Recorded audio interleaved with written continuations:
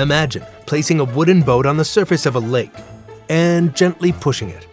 At first, it glides very smoothly, but when you let go, you'll notice something strange. The boat doesn't stop. It keeps drifting, bumping into the edge of the lake, then bobbing back and forth for quite a while afterward.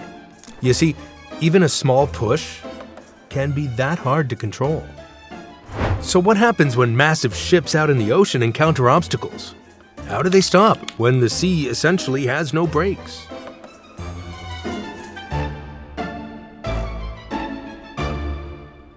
First, we need to understand why a ship can't brake like a car. Whenever you drive down a slope, you can accelerate very quickly, and when you press the brakes, the car can come to a firm stop. The reason is that the wheels are pressed tightly against the road, and since the road is solid, it stays in place, acting as a fixed surface for your tires to grip. But for a ship, the surface it interacts with is water. If it tried to stop in the same way, the water would simply part and flow around the sides of the hull, causing the ship to keep drifting even after the engine has been turned off. In fact, crews always have a way to stop a ship when they need to, but it depends on the situation. If the ship is still far from its destination, the crew will gradually reduce engine power. This causes the ship to lose thrust from the propeller, and the resistance of the water begins to dominate, acting opposite to the motion and slowing the vessel down. Throughout this process, the engine is still running, but only enough to fine-tune the ship's direction and guide it safely to dock. At that point, if you're standing on board, you can clearly feel the ship slowing down gradually and smoothly. But what about emergencies? For example, an iceberg suddenly appears right in front of the ship, or another massive cargo vessel unexpectedly crosses its path. What do the crew do when time is down to just minutes? The first solution that comes to mind is probably the anchor. Just drop the anchor and the ship should stop immediately, right? But the ocean has an average depth of about 3,800 meters, while the anchor chain of large ships are usually only around 200 to 300 meters long. Out in the open sea, the anchor chain is like a short thread dangling in the water, never reaching the seabed to latch onto anything. Now imagine you're steering a small boat in a lake so deep you can't see the bottom. There's no post or rock to hold onto. The only way to stop the boat is to turn your oar around and row in the opposite direction with all your strength.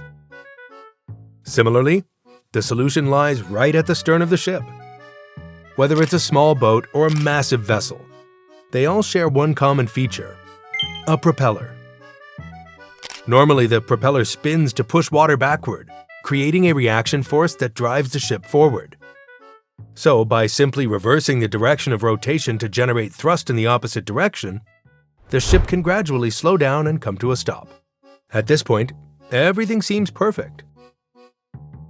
But in reality, relying on the propeller alone isn't always enough, especially when there are only minutes left. To make sure a collision doesn't happen, the crew may even use the ship's hull as a brake. You can imagine it like pushing a wooden boat sideways across the water. The resistance becomes extremely large, making it almost impossible for the boat to keep moving. Similarly, to increase the chances of survival, the crew may combine additional special steering techniques.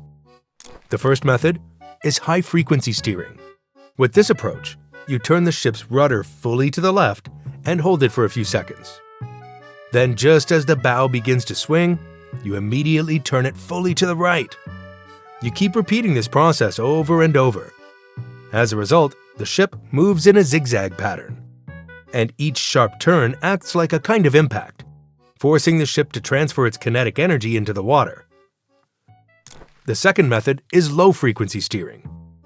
This time, you don't rush to turn the rudder again after just a few seconds. Instead, you keep turning until the ship rotates about 30 to 40 degrees, so the hull sits at an angle and pushes strongly against the water. Only then do you steer back to return the ship to its original heading. This method creates even greater resistance, helping the ship slow down and stop more quickly. The final method, used when an obstacle is extremely close, is a drastic maneuver known as a full hard turn. In this case, The crew turns the rudder all the way to one side and keeps it there, causing the ship to move in a massive circle on the sea. By doing this, the ship's kinetic energy is dissipated very quickly, bringing it close to a stop in a short time. It's similar to stirring a bucket of water with a rigid plastic board in a circular motion. At first, when your arm isn't tired, the motion is strong and steady. But over time, your stirring weakens. That's when the resistance of the liquid is draining your strength, just like how a ship loses its kinetic energy while turning in the water. However, this method is only used in life or death situations. Because for a large vessel, making a sharp turn at high speed generates enormous centrifugal force, causing the ship to lean heavily to one side. For container ships, this tilt can snap securing lines and send hundreds of containers crashing into the sea. For oil tankers, the shifting liquid inside the tanks can destabilize the vessel and even create a risk of capsizing.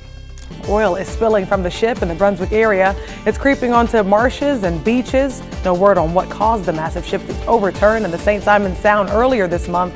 The Coast Guard says it could take months to remove. Christy, over to you. So, stopping these massive ships shows just how harsh nature can be. Out on the ocean, you can't stop by grabbing onto something. You can only slow down from far away, or struggle intensely against the water itself. Controlling a steel giant weighing hundreds of thousands of tons is no longer just a technical challenge. It becomes a battle of minds against the ocean, a place where even the smallest mistake can turn into a man-made natural disaster. And if you're still curious about familiar things that few people truly understand, leave a comment with a topic you'd like me to explain in the next video. Thank you for watching.